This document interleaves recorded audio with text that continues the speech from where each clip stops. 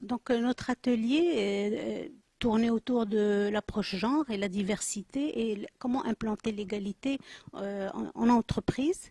Donc, d'abord, j'ai fait une présentation sur le cadre réglementaire et législatif, où est-ce qu'on en est aujourd'hui, comme la Constitution au Maroc, elle donne des droits égaux aux femmes et aux hommes, et comme le Maroc est signataire des conventions internationales pour la défense des droits des femmes en général et dans le travail en particulier. Il y a aussi un rappel des discriminations et des stéréotypes que peut rencontrer la femme non seulement dans la société en général, mais aussi en entreprise et dans le monde industriel plus particulièrement. Puis j'ai rappelé le processus d'implantation de l'approche genre qui ressemble au processus de business que connaissent tous les managers et comment faire le diagnostic de l'état de l'égalité. Et surtout, j'ai insisté sur certains axes qui sont zappés carrément aujourd'hui par les entreprises qui veulent bien promouvoir l'égalité, mais ne vont pas aller diagnostiquer l'égalité des salaires et puis n'ouvrent pas forcément les postes de direction aux femmes. Aujourd'hui, il y a une grande avancée sur le plan législatif, mais sur le plan du terrain, on trouve qu'il y a encore des blocages, surtout pour la femme ingénieure qui veut accéder à des postes très techniques, à des postes de production, à des postes qui, dans le subconscient social ou culturel, sont encore réservés aux hommes. Et donc, ce sont des femmes battantes, ce sont des femmes leaders, ce sont des femmes de défi qui osent faire le pas et qui montrent le chemin aux prochaines générations. Malheureusement, aujourd'hui, on trouve que les femmes sont bien diplômées, sont majeures de promotion, mais on ne le retrouve pas dans les hautes sphères de décision. On trouve une présence symbolique parmi les ministres. On ne trouve pas dans les postes qui sont valorisés. On va la trouver directrice, mais peut-être pas dans un poste qui est aussi bien rémunéré que celui qu'occupe un homme. Vous avez évoqué tout à l'heure la Constitution.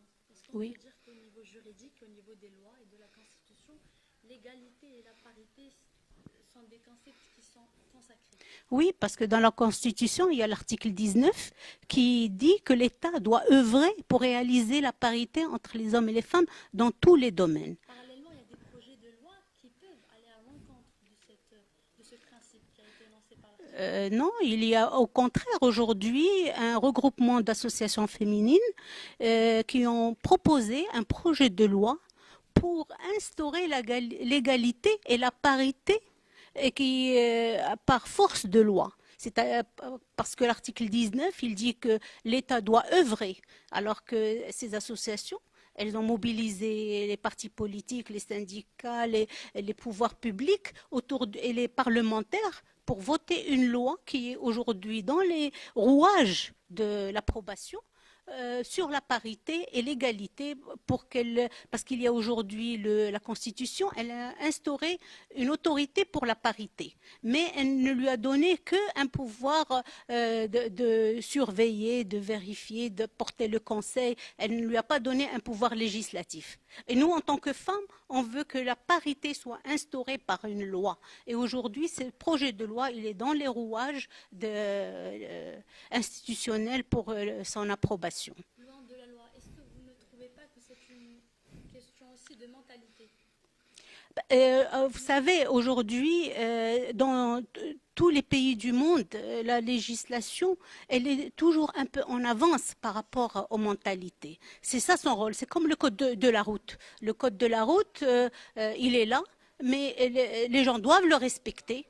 Ça ne veut pas dire que tout le monde le respecte. Ceux qui ne sont pas respectés sont sanctionnés.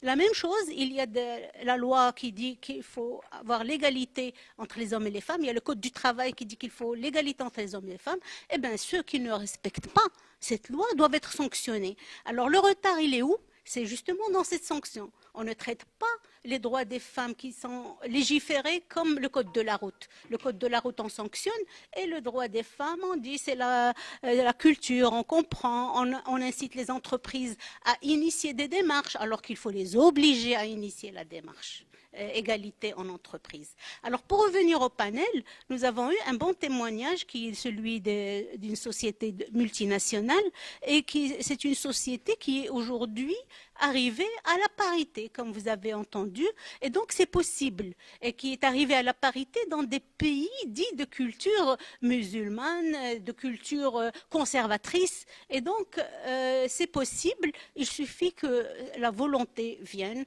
et que du plus haut niveau de décision de l'entreprise, et qu'il y ait une bonne sensibilisation pour effacer tous les stéréotypes et tous les critères de discrimination qui ne sont pas limités au sexe, femme ou homme, qui vont au-delà. Il y a aussi l'apparence physique, l'âge, l'origine, la religion. Donc, comme on a dit, il faut une approche transversale qui va effacer toutes les discriminations, parce que souvent la femme fait l'objet de multiples discriminations.